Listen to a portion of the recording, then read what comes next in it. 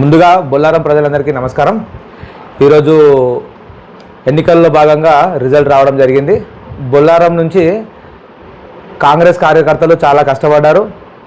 బొల్లారం ప్రజలందరూ కూడా నిజాయితీగా కాంగ్రెస్ పార్టీకి 682 ఓట్ల మెజారిటీ ఇచ్చారు. గత నెల క్రితం ఒక బీఆర్ఎస్ నాయకుడు ఏమన్నాడంటే కార్యకర్తల ముందు, నేను గత ఎమ్మెల్యే ఎలక్షన్ల కంటే ఒక్క ఓటైనా ఎక్కువ మెజారిటీ ఇప్పిస్తా అన్నాడు. కానీ గతంలో ఆ మెజారిటీ కూడా ఇప్పించింది ఆయన కాదు, అప్పుడు మేమున్న ఓటు మెజారిటీ అది. కానీ అది ఆయన దాంట్లో ఆయన ఖాతాలో వేసుకొని నేను ఇప్పించిన అంటున్నాడు. కానీ ఇప్పుడు ఈరోజు తెలిసింది ఏందయ్యా, ఆయన అన్నాడు ఒక్క ఓటైనా ఇప్పిస్తాడు. ఇంకో మాట కూడా అన్నాడు, ఏంది 3000 నుంచి 4000 ఓట్ల మెజారిటీ ఇప్పిస్తాడు బొల్లారం నుంచి. కానీ బొల్లారం నుంచి 3000 నుంచి 4000 ఓట్ల మెజారిటీ కాదు, కాంగ్రెస్ పార్టీకి ప్రజలు పట్టం కట్టారు. ఈరోజు బొల్లారంలో బీఆర్ఎస్ కంటే 682 ఓట్లు మెజారిటీ ఇచ్చి బొల్లారం ప్రజలందరూ న్యాయం చేశారని అనుకుంటున్నా. నేను మెజారిటీ ఇస్తా నువ్వు సంకల్పం గుద్దుకున్నావు కదా, నువ్వు మెజారిటీ ఇవ్వడం కాదు, నీ వార్డులో చైర్మన్గా ఉన్న వైఎస్ఆర్ కాలనీ నీ వార్డులో నువ్వు మెజారిటీ ఏ శాతం కాలే నీకు. ఇప్పుడు అన్ని వార్డుల గురించి నువ్వు మాట్లాడుతున్నావు. మళ్ళీ ఇంకో మంచి మాటలు మాట్లాడినావు నాయన. నువ్వు ఏమన్నావు, ముండా కొడుకులను మాట్లాడినావు.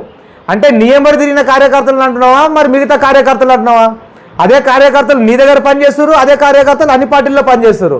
అంటే అందరినీ కూడా అట్లనే తిడుతున్నావా? అంటే కార్యకర్తలు నీకు ఒక ముండా కొడుకులతో సమానమా? ఇవేనా నువ్వు మాట్లాడే మాటలు? అసలు మాట్లాడే కొంచెమైనా ఇంగితం ఉండి మాట్లాడుతున్నావా?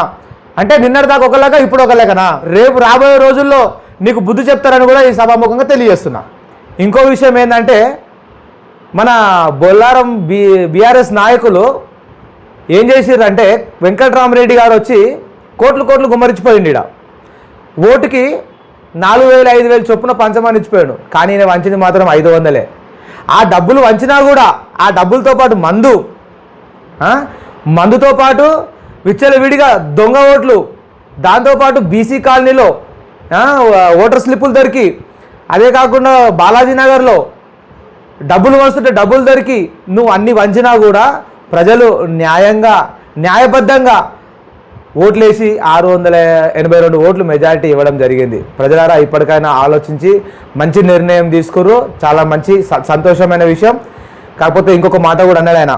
పాపం ఆయన వల్ల మన ఉద్యోగులారా మీరు గుర్తుపెట్టుకోండి, ఆశా వర్కర్లు కావచ్చు, డ్వాక్రా మహిళలు కావచ్చు, మున్సిపల్ సిబ్బంది కావచ్చు, మున్సిపల్ ఉద్యోగులు కావచ్చు, వీళ్ళందరూ కలిసి అధికారంలో ఇప్పుడు ఎవరైతే బొల్లారం మున్సిపాలిటీలో చైర్మన్గా పనిచేస్తున్నా అంటే వాళ్ళు చైర్మన్గా ఉంటే ఇంకా వాళ్ళు ఇష్టారాజ్యమా? అంటే మీరు వాళ్ళకే పనిచేస్తారా, ప్రజలకు పనిచేస్తారా? ఇది బీఆర్ఎస్ ప్రభుత్వం కాదు, ఇది ప్రజల పాలన, ప్రజల ప్రభుత్వం, కాంగ్రెస్ ప్రభుత్వం. ఇట్లాంటి పనులు మీరు చేస్తే అదే బీఆర్ఎస్ నాయకులు ఎడారిలో తీసుకుపోయి చెప్పులు లేకుండా మిమ్మల్ని నడిపించే రోజులు వస్తాయి. వాళ్ళు చేసే పని కూడా అదే.